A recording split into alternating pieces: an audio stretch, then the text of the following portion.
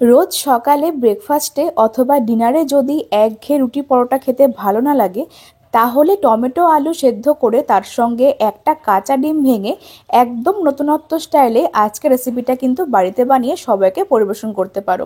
বাড়ির সবাই একদিন রেসিপিটা খেলে তোমাকে বারবার রিকোয়েস্ট করবে রেসিপিটা আবার বানানোর জন্য, কারণ এটা খেতে এতটাই সুস্বাদু হয়। তো চলো আর বেশি কথা না বাড়িয়ে তোমাদের সঙ্গে রেসিপিটা শেয়ার করে নেওয়া যাক।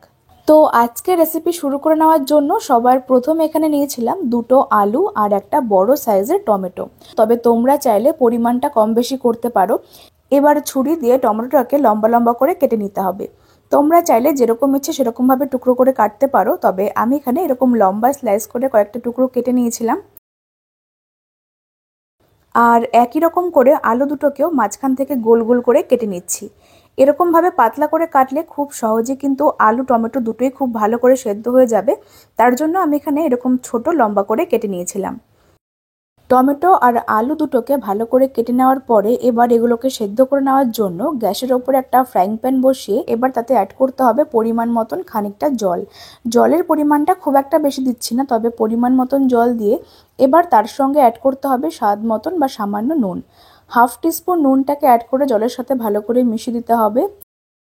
তারপর এর সঙ্গে অ্যাড করতে হবে কেটে রাখা আলু আর টমেটোর টুকরোগুলো। টমেটো আর আলুর টুকরোগুলোকে দিয়ে ফ্লেমটাকে মিডিয়াম টু হাইতে রেখে ঢাকা চাপা দিয়ে সেদ্ধ করতে হবে প্রায় 10 মিনিট মতন সময় নিয়ে।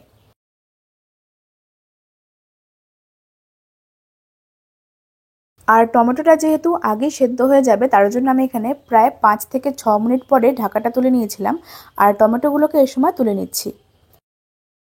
দেখতেই পাচ্ছ টমেটোর টুকরোগুলো কিন্তু ভালো মতন সেদ্ধ হয়ে গেছে। এবার টমেটোর টুকরোগুলোকে আমি একটা পাত্রের মধ্যে তুলে নিচ্ছি আর আলুগুলোকে আরও কিছুক্ষণ সময় ধরে সেদ্ধ করতে হবে। প্রায় 12 মিনিট মতন সময় নিয়ে আলুগুলোকে সেদ্ধ করে নিয়েছিলাম। দেখতেই পাচ্ছ এগুলো কিন্তু ভালো করে সেদ্ধ হয়ে গেছে। এবার এই সময় ফ্লেমটাকে বন্ধ করে দিয়ে আলুর টুকরোগুলোকে তুলে নিতে হবে। আলু আর টমেটো ভালো মতন সেদ্ধ হয়ে গেলে এবার যেহেতু এটা অনেকটাই গরম রয়েছে, তার জন্য কিছুক্ষণ পর এটা যখন পুরোপুরি ঠান্ডা হয়ে যাবে তখন আমরা খুব ভালো করে আলুগুলোকে ম্যাশ করব। তার আগে আমি টমেটোর খোসাগুলোকে ভালো করে ছাড়িয়ে নিয়েছি, এতে করে সমস্ত কিছু ভালো করে ম্যাশ করতে সুবিধা হবে। কিছুক্ষণ পর যখন সমস্ত কিছু ভালো মতন ঠান্ডা হয়ে যাবে তখন একটা কাঁটা চামচের সাহায্যে আলুগুলোকে ভালো করে ম্যাশ করতে হবে। ততক্ষণে তোমরা আমাকে কমেন্টে জানিয়ে ফেলো যে আজকের রেসিপি কে কোন জায়গা থেকে দেখছো, তাহলে আমি তোমাদের প্রত্যেকের কমেন্টে ধন্যবাদ জানাতে পারবো। আর আজকের রেসিপিটা যদি ফেসবুক পেজ থেকে দেখছো তাহলে ফুডি মিতা 02 পেজটিকে ফলো করে দিও। আর যদি ইউটিউব থেকে দেখছো তাহলে অবশ্যই মিতাস ফুড জোন চ্যানেলটিকে সাবস্ক্রাইব করে পাশে বেল আইকনটা প্রেস করে দিও। একটুখানি সময় ধরে আলুগুলোকে ভালো করে ম্যাশ করে নিয়ে আর তার সঙ্গে টমেটোগুলোকেও ভালো করে ম্যাশ করতে হবে। আলু টমেটোর মিশ্রণটাকে ভালো করে ম্যাশ করে এবার অন্যদিকে একটা বড় মিক্সিং বোলের মধ্যে অ্যাড করতে হবে মেজারমেন্ট কাপ মেপে 2 কাপ ময়দা। আজকে রেসিপিটা তৈরি করে নেওয়ার জন্য আমি এখানে ময়দা ব্যবহার করেছি, তবে তোমরা চাইলে আটা দিয়েও করতে পারবে। 2 কাপ ময়দা অ্যাড করে এবার তার সঙ্গে অ্যাড করতে হবে স্বাদ মতন নুন, স্বাদ মতন হাফ টিস্পুন চিনি, আর দিচ্ছি ময়ামের জন্য 2 টেবিল চামচ সাদা তেল, হাফ টিস্পুন সাদা তিল, আর দিচ্ছি সামান্য পরিমাণে চিলি ফ্লেক্স। এবার সমস্ত কিছু শুকনো অবস্থায় খুব ভালো করে মিশিয়ে ময়াম করতে হবে।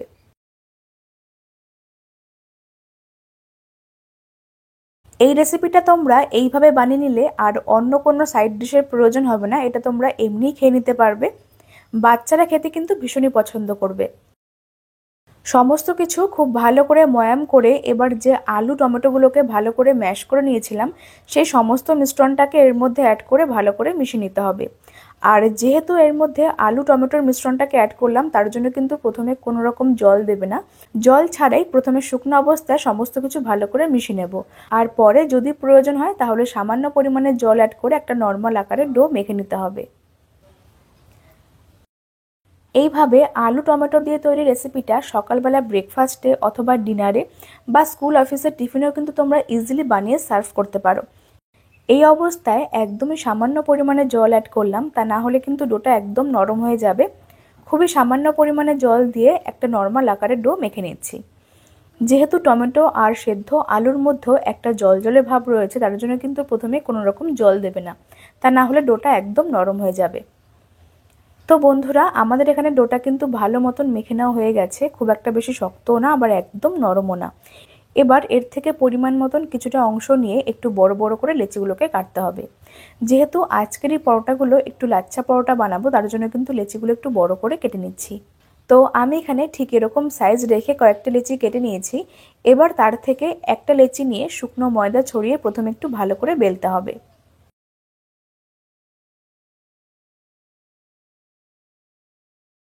তারপর এর উপরে সামান্য পরিমাণে তেল ব্রাশ করে শুকনো ময়দা ছড়িয়ে দিতে হবে। যেমন করে আমরা বাড়িতে লাচ্ছা পরোটা বানিয়ে নিই, এই স্টেপটা কিন্তু সেরকমভাবেই ফলো করতে হবে। একদমই পাতলা করে একটা রুটি বেলতে হবে, তারপরে অল্প পরিমাণে তেল ব্রাশ করে শুকনো ময়দা ছড়িয়ে দিচ্ছি। এতে করে কিন্তু ভেতরের লেয়ারটা খুব সুন্দরভাবে ক্রিয়েট হবে। এবার একটার উপরে একটা ভাঁজ রেখে তারপরে খুব ভালো করে ফোল্ড করতে হবে। আশা করছি আমি এখানে কাজটা কিভাবে করলাম সেটা তোমরা লক্ষ্য করলেই বুঝতে পারবে। এরকম করে ভালো করে ফোল্ড করে নিয়ে শুকনো ময়দা ছড়িয়ে আবারও বেলতে হবে। আর এই সময় একটু মোটা করে বেলবো, তা না হলে কিন্তু পরোটাগুলো সফট হবে না। একটা পরোটা খুব সুন্দর করে বেলে নিয়েছি, আর বাকি পরোটাগুলোকেও একই রকম ভাবে বেলে নিচ্ছি। তারপরে আমি এখানে একটা ডিমের মিশ্রণ বানিয়ে নিচ্ছি। তো তার জন্য একটা ছোট পাত্রের মধ্যে একটা ডিম ভেঙে নিতে হবে। পরিমাণটা আমি এখানে দুজনের মতন করেছিলাম, তার জন্য এখানে একটা ডিম ভেঙে নিয়েছি। তবে তোমরা বেশি করে করলে দুটো ডিম দিয়েও করতে পারো।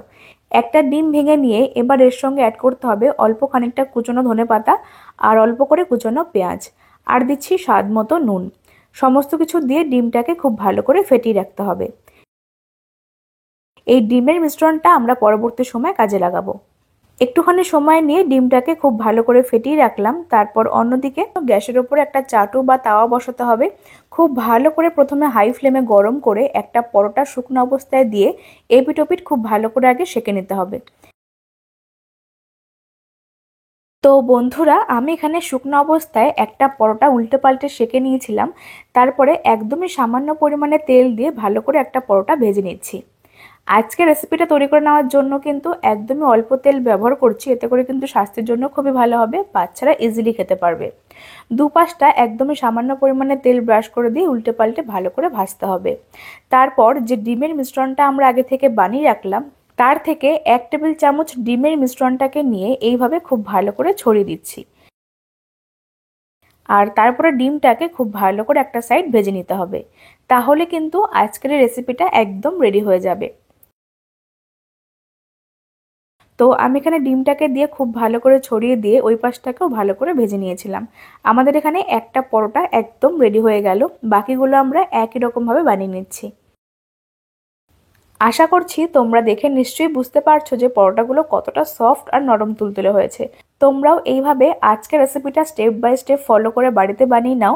আর খেয়ে তোমাদের কেমন লাগলো বা বাচ্চারা খেয়ে কেমন বললো সেটা কিন্তু আমাকে অবশ্যই কমেন্টে জানাতে পারো। রেসিপিটা ভালো লাগলে লাইক, কমেন্ট আর শেয়ার করতে ভুলো না। আজকের রেসিপি ফেসবুক পেজ থেকে দেখলে পেজটিকে ফলো করে দিও। আর যদি ইউটিউব থেকে দেখছো, চ্যানেলটিকে সাবস্ক্রাইব করে পাশে বেল আইকনটা প্রেস করে দিও। আজকের মতন এই পর্যন্তই। তোমরা সকলেই খুব ভালো থেকো। ধন্যবাদ।